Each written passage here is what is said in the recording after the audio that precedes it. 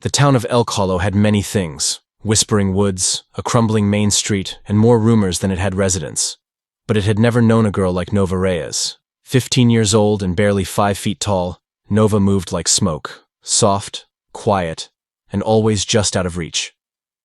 After her mother passed 2 winters ago, she came to live with her Uncle Ray on the edge of town, in a house that creaked when no one moved and smelled faintly of old books and pine. She didn't speak in school, not because she couldn't, but because words never seemed to land right. Instead, she let her drawings speak for her. Spirals of fire, clawed creatures, towers made of smoke. Her notebooks overflowed with them. And always, in the corner of every page, was the same shape: a massive dark dog with glowing eyes and angel wings. His name was Brutus. They said he was dangerous, and maybe he looked the part. A cane corso rescued from a fighting ring. Brutus was a tower of muscle and old scars. His face was always tense, as if he never learned to relax. People in town crossed the street when they saw them coming. Children clutched their backpacks tighter. Adults whispered into coffee cups. But Nova knew the truth. Brutus wasn't dangerous. He was scared, just like her. Every morning they walked the same path, down Hollow Street, past the shuttered hardware store, through the park where nobody played anymore. Brutus walked ahead, but never strayed. Nova kept her fingers wrapped around the leather leash, her other hand tucked in her hoodie pocket, stroking a smooth river stone she carried everywhere. Sometimes Brutus would stop and stare, not at people, but at places. An alley, a fence, a certain tree. He'd growl low, like a memory was stirring. One afternoon, Deputy Hank Mulligan pulled his cruiser up beside them. He rolled down his window and gave a tight-lipped smile that didn't reach his eyes. "You walking that thing on public streets again, Nova?" Nova didn't answer. Mulligan's eyes narrowed. "That dog ever snaps, no one's gonna care what your notebooks say. There won't be warnings next time. Just consequences." He waited for a reaction. Nova gave him none. Brutus stared at him the whole time. When the cruiser finally pulled away, Nova crouched down and hugged her dog around the neck. He didn't move, just leaned into her shoulder and exhaled. That night, she drew him again. This time, he stood in flames, but not consumed. Wings spread wide, halo above his head, and behind him, a town watching in awe. The caption beneath said only, "Guardian." But Elk Hollow wasn't kind to things it didn't understand. The town had heard whispers of forest fires in nearby counties. The hills were dry, the air brittle. People were on edge. And Brutus? Brutus was a match they swore would spark something awful. Only no one knew. The fire was already coming, and the dog they feared would be the one to face it. The air grew drier as summer crept in. Trees that once whispered now cracked under their own weight. Patches of brittle grass lined the edges of Hollow Street, and even the birds seemed reluctant to sing. The sky above Elk Hollow took on a faded yellow hue, the kind that made your lungs feel dusty, just from breathing. Nova noticed the change before others did. Brutus noticed before she did. He had stopped sleeping through the night. 3 times in the last week, Nova had woken to his low growl echoing from the hallway. Sometimes he stood in front of the back door, stiff and alert, ears perked like radar. Other times, he pressed his nose to the floorboards, following invisible trails like a detective retracing someone else's fear. Uncle Ray shrugged it off. "Animals get twitchy this time of year," he said, half listening as he packed his gear for his shift at the station. "Coyotes, maybe. Or rabbits. You know how dogs are." Nova didn't argue. She just drew. That Saturday, the town held its annual bonfire at the high school football field. A tradition older than most houses in Elk Hollow, it was meant to burn the bad luck away. Old furniture, broken fences, and dead trees had been stacked 2 stories high in the center of the field. Someone even joked about adding Deputy Mulligan's patrol bike to the pile. Nova wasn't going to go, but Ray insisted. "You need to be around people. You can't keep hiding behind paper and that dog." He didn't say it unkindly, but it still stung. She left Brutus at home, locked in the laundry room. He had paced the whole time she got ready, his nails ticking like a metronome against the tile. When she closed the door, he let out one bark, short, sharp, and low. She had never heard that bark before. The bonfire started calm. Kids tossed in old sneakers and papers. Someone added a mannequin arm that made the crowd laugh. Flames climbed and cracked. Music blared from someone's truck. Parents stood in huddles, coffee cups in hand, watching. Then came the noise. Not from the fire. From the woods. A snap. A howl. A burst of birds scattering overhead. Everyone turned. For a second it seemed nothing would happen. Then something exploded. Not loud, not fiery, but sudden and sharp, like a propane tank popping under pressure. Screams. A rush. Children tripping. Smoke thickened far too fast. Someone yelled that they saw a flash. Someone else said they smelled gasoline. Panic spread like gasoline, too. In the chaos, Nova was shoved to the ground. A woman screamed. She brought the dog. Nova sat up, coughing. He's not. Too late. Mulligan appeared like a bad habit, gripping her arm. Where is he? He barked. At home, Nova managed. He didn't do this. Someone behind them yelled. I saw him earlier! At the fence! Mulligan's eyes narrowed. By morning, Brutus had been labeled a threat. An official notice was nailed to their front door. Animal control review pending. Do not release the animal from confinement. Ray was furious. But more than that, he was afraid. I told you, he said, pacing. I told you to keep your head down. Nova couldn't respond. Her mouth felt full of ash. Not because of the smoke from the fire, but because of the look in Brutus's eyes when he saw her come home that night. He didn't bark, didn't whimper. He just looked at her, and then turned away. Days passed. The fires in the surrounding counties got worse. The smell of smoke became a constant in Elk Hollow. Sirens howled through the night like wolves on the hunt. Nova couldn't sleep. She stayed up with Brutus, her hand resting on his back as he lay curled like a question no one dared answer. One night she opened the laundry room door. He didn't move. She whispered, I'm sorry. He leaned his head into her chest. That night she drew the fire again. But this time, it had eyes, and it was looking at them. It started with whispers. At the coffee shop, on the sidewalk, in the spaces between words. That girl and her dog, they said. She never talks. He never blinks. It's not right. The woman who'd screamed at the bonfire, Mrs. Caldwell, filed a formal complaint.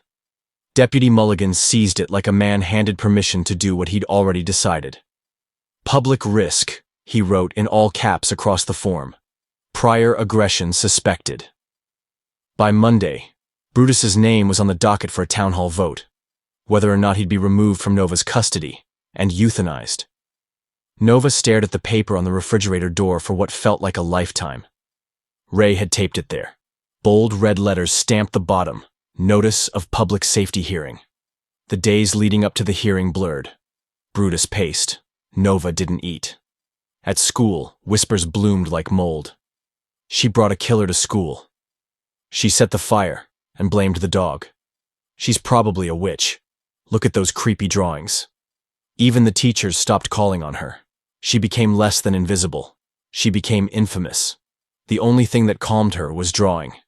And Brutus. She sat beside him for hours in the laundry room, sketching by flashlight when the power flickered. Brutus's breathing was rhythmic, heavy but grounding. When she drew his eyes, they weren't angry. They were tired. Like he'd been carrying something no one else could see. On the night before the hearing, a new sound split the silence. Sirens. Far away at first, then closer. Ray burst through the door with soot on his face. It's the Western Ridge, he gasped. Winds picked up. Fire crews are stretched thin. We've got maybe 12 hours. Nova stood. What do we do? Ray looked at her. You pack. Just essentials. We may have to evacuate. Nova went to the laundry room. Brutus stood before she even opened the door. His ears were high, his body stiff. He looked at her, then at the window, and growled. The fire reached the outskirts of Elk Hollow just after dawn. Ash rained like snowflakes. The sky turned a sickly orange. Evacuation orders came in waves, starting with the Children's Hospital on the north side. Ray was called back in. Stay put, he told Nova. Take the truck if you have to leave. She didn't answer. Because Brutus had already disappeared. The back door hung open. The wind howled through the gap. His leash lay coiled like a snake on the mat. Nova ran. She followed tracks, deep imprints in the ash. Brutus's stride was long, purposeful. He wasn't running wild. He had a destination. It took her 15 minutes to realize where he was going. The hospital. The children's wing. Smoke billowed like curtains as Nova reached the outer gate. Firemen shouted. Parents sobbed. Nurses herded children into buses. But not fast enough. The main exit had been blocked by a fallen tree, its trunk aflame. A second route was inside, but the fire had reached the east hallway. No one could get through. Until Brutus did. Nova saw it all unfold in seconds. Brutus darted past the gate, ignoring screams. He leapt through a broken window. Nova screamed. Brutus! But he was gone. Inside, the children had been trapped in the playroom, a large room at the center of the wing with one exterior window and no safe access to the hall. Smoke leaked under the door. Lights flickered. Then, crash. Glass shattered. A shape emerged from the smoke. Brutus! He barked once, loud, commanding. The kids turned. One of them, little Elijah, age 7, recognized him. It's the angel dog. Brutus crouched. Elijah climbed on. Another followed, then another. Nova screamed instructions from outside. Follow the dog! He knows the way! A firefighter turned. Who are you? I'm the girl whose dog you're about to owe your life to. Over the next 10 minutes, Brutus entered the building 5 times. Each time, he brought back a child. Once, he carried one in his jaws by the collar. Another time, he led a nurse by tugging her wrist gently in his teeth. Someone filmed it. The video went viral before the fire was even out. Nova collapsed from smoke inhalation before the last child was pulled. She woke in a mobile aid tent hours later. Ray was beside her. So was Brutus, covered in soot, but alive, and licking her hand. The town hall meeting never happened. Instead, the mayor declared Brutus an honorary member of the Elk Hollow Rescue Squad. Deputy Mulligan gave a forced apology. But Nova didn't care, because Brutus had saved 12 children, and in doing so, saved himself. At the next school assembly, Nova was asked to speak. She walked to the podium slowly, Brutus beside her. She looked out at the students, the teachers, the parents, and she said clearly, he wasn't dangerous. He was the only one listening, Oma. The smell of smoke never truly left Elk Hollow. Even after the flames were gone, it lingered, in clothes, in walls, in memories, especially in Nova's. But this fire wasn't over. What Brutus did at the Children's Hospital lit more than just headlines. It lit questions, and not all of them had comforting answers. Brutus didn't rest. After the rescue, while the town celebrated and reporters lined the main street, Nova watched him pace the yard. His body was healing, burns wrapped in gauze, paws bandaged, but his eyes were far away. Something was pulling at him. Then came the wind shift. The western hills were the last natural barrier. Once they caught, the town had less than 24 hours. Fire crews were exhausted. Some left for other counties. Elk Hollow was, by official reports, a lost cause. Ray sat with Nova at the kitchen table, a map between them, lines in red ink drawn like veins across the hills. We may not have time, he said. If it jumps the river, there's no stopping it. Nova nodded. But she wasn't afraid. Brutus lay beside her chair, head raised. He was listening. That night, Nova made a decision. She grabbed her pack, some markers, her sketchbook. Ray looked up. "Where are you going?" "To find the fire," she said. "Before it finds us." Brutus stood. And together, they walked into the smoke. They followed the scent. Burning pine, scorched soil. Nova knew the forest better than most. She'd drawn it hundreds of times. But now, it felt like it had turned against her. The sky flickered with embers. Ash fell like snow. At the edge of the ridge they saw it, the wall of fire. And something else. A trapped crew. 3 firefighters, local volunteers, had been cut off from their truck. The road had collapsed. Radio lines were down. And behind them, flames curled around the trees like claws. Nova didn't hesitate. She pointed. Brutus moved. The plan was insane, but it worked. Brutus dashed down the slope, barking furiously to get their attention. The men turned, startled. Nova waved from above, using a mirror to reflect light through the smoke. It was a trick her father had taught her when she was little. They followed the sound, followed the flash, through an old creek bed, behind a collapsed rock wall. To safety. By the time Brutus emerged from the haze, his fur was glowing with soot. One of the men, Roddy from the feed store, was in tears. "He saved us," he said. "That dog, he knew the way, like he'd been here before." Nova simply nodded. Because she had a new drawing in her head. One with fire on both sides, and a dog in the middle, holding the line. By dawn, the fire had moved again. But so had the town. Under Ray's guidance, people took control. They built trenches, cleared brush, used school buses to shield the town hall. They didn't run. They stood. And Brutus stood with them. Then came the call. A second fire, started by embers, had struck the Southside nursing home. No power, no backup, no way in. Ray grabbed his keys. Nova grabbed her sketchbook. Brutus was already at the door.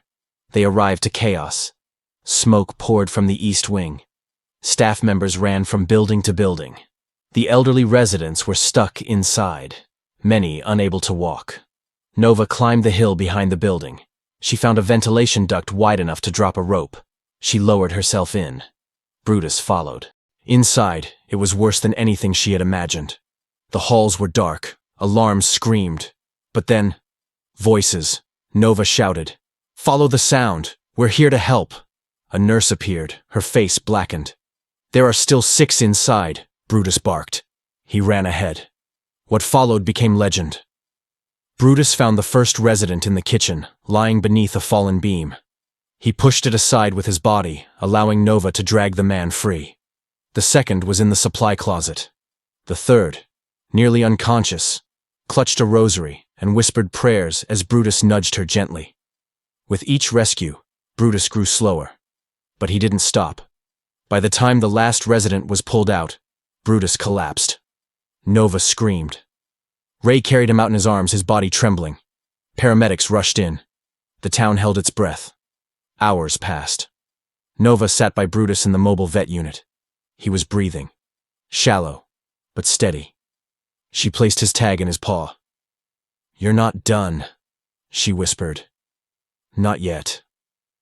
And somehow, he opened his eyes. The fire was finally contained the next day. They called it the Stand at Elk Hollow. Brutus was honored by the governor. A statue was commissioned. A mural painted on the school gym wall. Nova returned to class the next week. But now, people didn't whisper. They listened.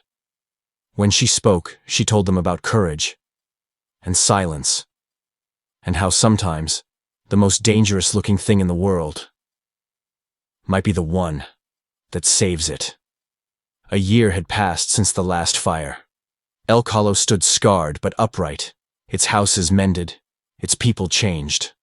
The smell of smoke had finally faded from the air, but not from memory. Every year, as summer turned dry and the sun lingered too long in the sky, the town grew still, listening. Brutus had grown slower.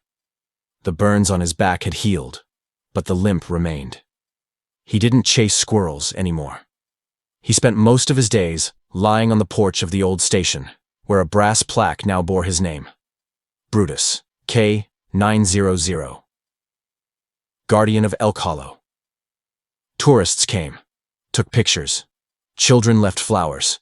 Veterans saluted him. But Nova knew he didn't care for any of it, because he still listened.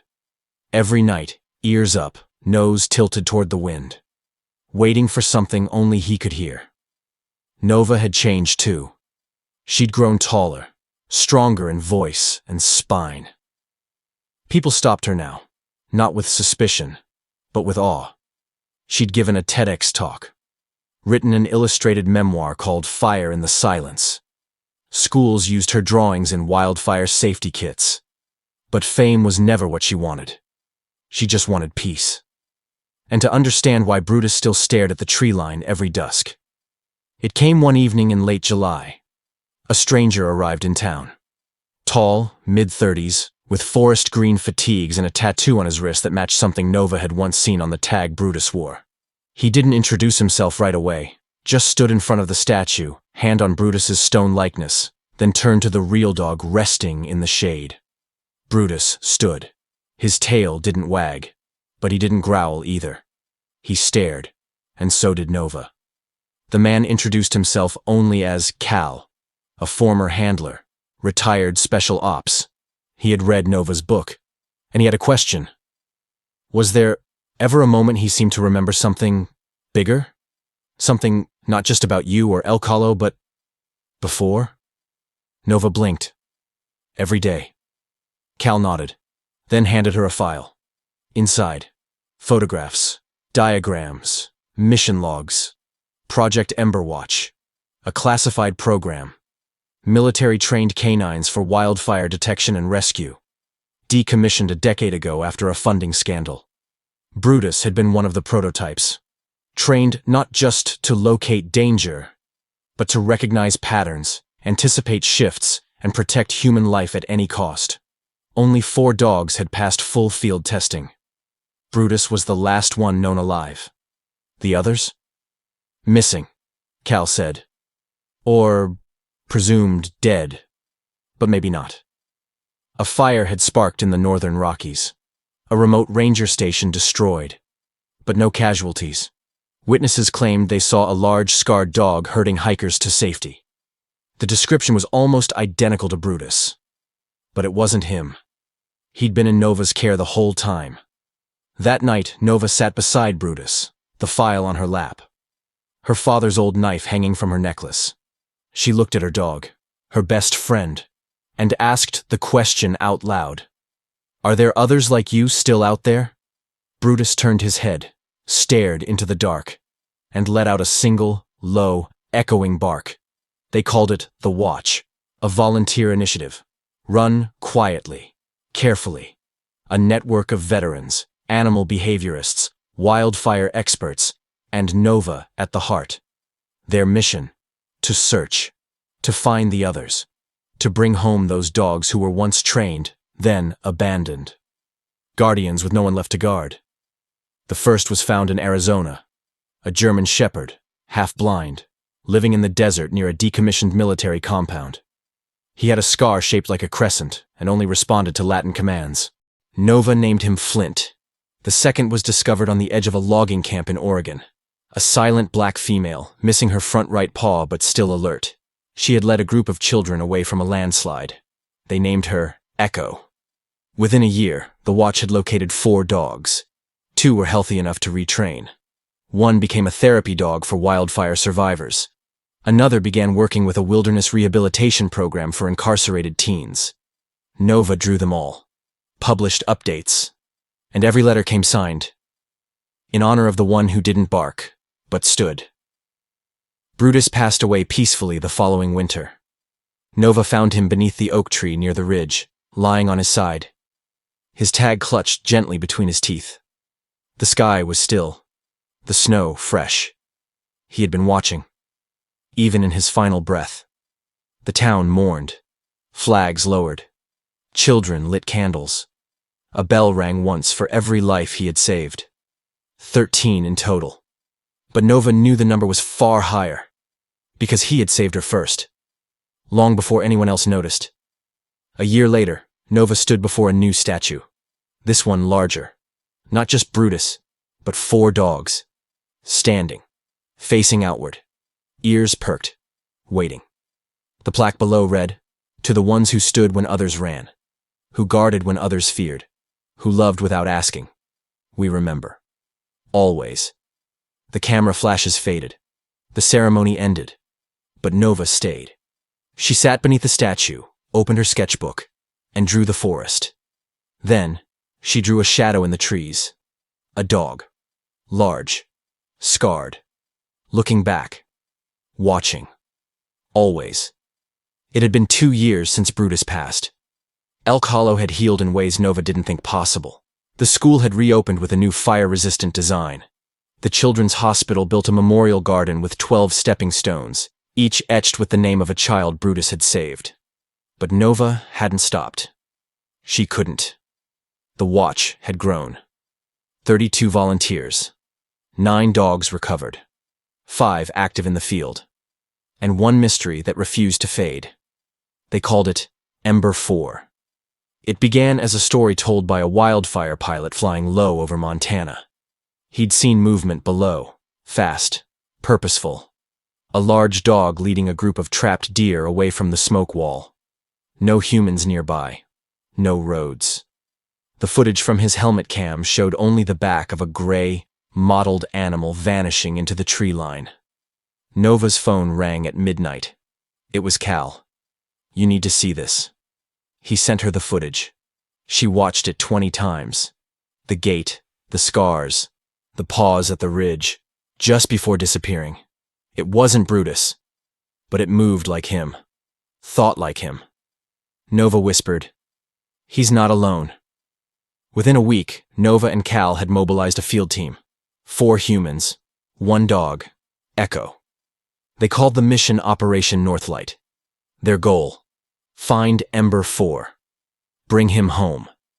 Or, if he was beyond rescue, let him know someone remembered. They set up base near a ranger station untouched by fire.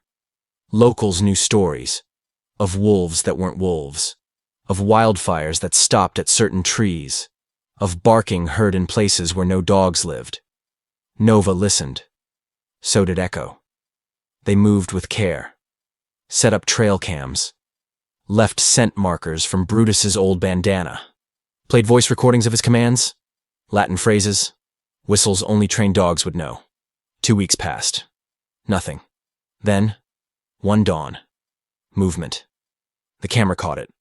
Large dog. Faded fur. Limp in the back leg. Pausing at the scent marker. Sniffing. Then sitting. Just sitting. Like it remembered. They tracked him for 4 more days. Found evidence of his path. A deer carcass shared with a smaller fox. Fresh leaves covering a mountain lion trap. Empty water dishes set near a burnt cabin. Someone, or something, was watching and helping others. A ghost in the forest. Nova began calling him Ghost. Echo responded to the name. On the 5th day, it happened. Echo and Nova were alone near the ridge. Cal and the others had circled wide. Nova knelt, holding Brutus's old tag in her palm. She whispered, "We're not here to take, just to remember." Then the wind shifted, and a shape stepped out of the mist. Massive, silent, Ghost. He didn't growl, didn't run. He walked slowly, eyes locked on Echo, then on Nova. And he sat. Nova didn't move. She let the silence grow. Echo padded forward, nose touching Ghost's. No sound, no fight, just contact, connection. When Nova stood, Ghost didn't flinch. She extended her hand slowly. Ghost didn't sniff it. He placed his paw over it. The same way Brutus once had. They stayed together for a week. Ghost never followed orders. But he followed Nova, watched her draw, slept beside Echo, and on the 7th night, when the fire alarm sounded from a nearby town, he stood, waiting. Nova whispered, "You're ready, aren't you?" Ghost looked toward the mountain and ran. They tracked him via drone, through smoke, over rivers. He reached the fire line 2 hours before anyone else. When fire crews arrived, they found hikers already moving down the safe path. One of them said, "A dog found us. Wouldn't leave until we were moving." Ghost disappeared again. But now they knew. He wasn't lost. He was patrolling, guarding, just like Brutus had. Nova wrote a new entry in the Watch Journal. Brutus wasn't the last. He was the first to show us this when they remembered. The others? They still wait, still walk. And maybe, just maybe, they don't need us to find them. They just need to know we're watching too. The Watch expanded to 52 members. New chapters formed in Canada, Alaska, Australia. And every year, on the anniversary of the hospital fire, Nova returned to El Calo. She placed her sketchbook under Brutus's statue and read aloud. Stories of the others, of Flint, of Echo, of Ghost, of those still wandering, and those found. She ended each reading with the same line. He didn't bark. He stood. Nova never stopped drawing. And deep in the forests of Montana, a lone dog moved like mist between trees, scarred, silent, and watching. A guardian with no name, but one legacy. It came during the hottest summer El Calo had ever seen. Nova sat at her desk, Echo asleep at her feet, when her satellite phone buzzed. The message was short, untraceable. Only 3 words. Westwatch is burning. Westwatch wasn't a town. It was a code. A signal. A call from a Watch member who had vanished over a year ago in Northern California. Assigned to a region deep in Redwood Territory, protected land, remote terrain. There had been sightings, rumors, and one haunting story of a burned firefighter who claimed he survived because a dog dragged him through a tunnel of smoke. Nova had archived it. Until now. The team mobilized within hours. Echo with Nova. Cal brought Flint. 2 new recruits joined, one from Australia with a mutt trained in avalanche recovery, and another from Portugal, fluent in scent codes. The mission: search the outer fire line. Look for survivors. Look for signs. Signs of Ghost. Or someone like him. What they found was worse than expected. The fire had moved faster than models predicted. Trees burned from the inside out. Smoke so thick it painted the lungs with ash. And in the center of it all, an abandoned ranger tower. But no bodies. Just claw marks. Large ones. Too deliberate for panic. Too deep for wildlife. Nova's heart pounded. Someone was trying to get in, Cal muttered. Nova shook her head. Or get something out. Echo paced the edge of the clearing, then froze. A sound, distant, low, a howl, followed by a bark. 3 short bursts. Pause. 1 long. Nova's eyes widened. It's code. They followed the signal for 3 miles, and found them. Not just 1 dog. 3. Dirty. Scarred. Lean. But alive. One had a shredded bandana. Another bore the mark of Project Emberwatch on his collar. The third, a small, quiet shepherd, was dragging something behind her. A broken drone. Inside its housing, video. The last transmission of the lost Watch member. If you find this, it means they're still out here. They're not pets. They're not animals. They're soldiers. And they remember what we forgot. The mission pivoted. It was no longer about recovery. It was about confirmation. Proof. That Ghost, Brutus, and the others weren't anomalies. They were the beginning. A program built to defend. And when it was shut down, it kept going. Underground. Silent. Faithful. Nova returned with the footage, but she didn't send it to news. She sent it to every member of the Watch, with one message: they are alive, and they are waiting for us to catch up. Final chapter. The legacy of Brutus. Years passed. Nova no longer drew to survive. She drew to remember. Her sketches lined museum walls. Schools taught the El Colo fire as a case study in environmental ethics. The Watch had grown global, with teams embedded on every continent. Every Guardian rescued became a symbol of loyalty, of survival, of quiet strength. Echo passed peacefully beside Nova one autumn night, surrounded by pine needles and the rustle of the mountain breeze. Nova buried her beside Brutus. 2 stones, 1 legacy. At the 10th anniversary of the El Colo fire, Nova stood in front of the crowd. Children sat cross-legged, many with dogs beside them. She held up a new book, Guardians of the Flame. A story not of war, but of devotion. Of animals trained to run into danger, who stayed even when the humans left, who waited, who watched, and who, in the end, taught us what it meant to be brave. She opened to the final page. A picture of Brutus, wreathed in smoke, standing.